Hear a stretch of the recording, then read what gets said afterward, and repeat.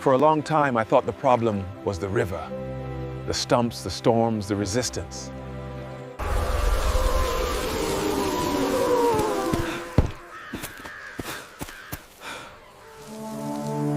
Gently over the farmlands of Dambai, painting the sky in gold as birds sang above Kojo's field.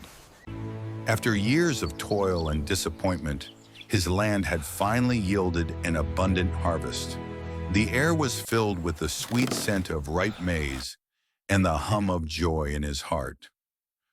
Kojo knelt on the soil, lifted his hands, and gave thanks to God. The struggles of the past season seemed to wash away in that moment of gratitude. Heaven had smiled upon his hands and grace had spoken for him. But peace did not last long. Look at this mess. Your goat has destroyed everything. I am so You sorry. regret this, Mensa. Don't ever step near my land again. No one curses his brother and expects God to bless his harvest. You call that fair?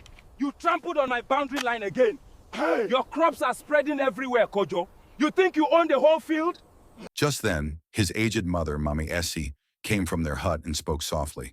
Kojo, my son, don't let anger blind your blessing. Let it go. But Kojo turned away sharply. You always take their side, Mommy. I'm done forgiving people who never change. Kojo, please, you have to forgive me. It was an accident. Get out of my sight, Tete. I told you already. The gentle breeze that once carried peace grew suddenly heavy. The river rippled with unease, and the golden light dimmed.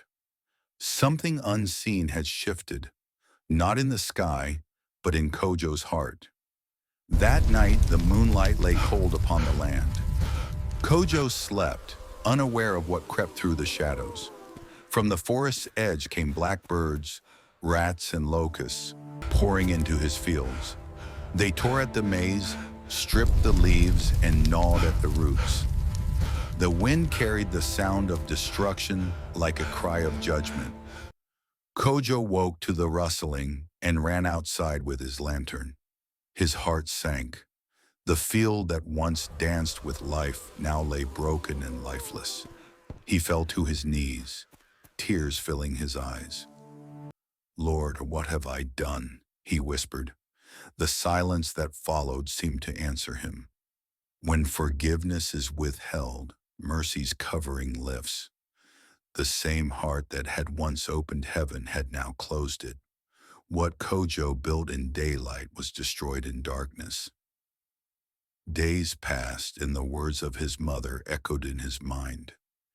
He realized that though he had often said, "I forgive," the stumps of resentment still stood hidden beneath the surface, blocking the flow of blessing. So one morning, Kojo walked to the river where he once quarreled. He knelt by the water's edge I and forgive prayed. them, Lord, not in words this time, but from my heart. I release them all. Lord, he said softly, I forgive Amma, her son, and myself. Uproot every bitterness in me. Let your mercy flow through my heart again. As he prayed, a gentle wind swept across the river. The water that once felt heavy now shimmered with light. Kojo rose, stepped into his canoe, and began to paddle. To his amazement, the canoe glided freely. The river that had once resisted him now carried him forward with ease. The stumps that had once broken his boat were gone.